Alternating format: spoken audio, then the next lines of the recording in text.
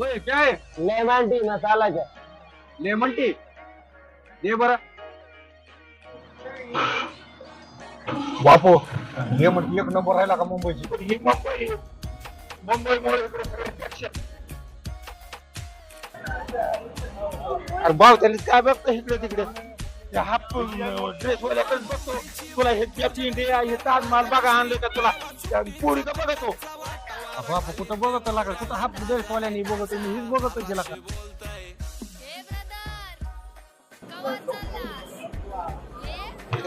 आपण का बघतो तू इकडे काय करतो पोरी का.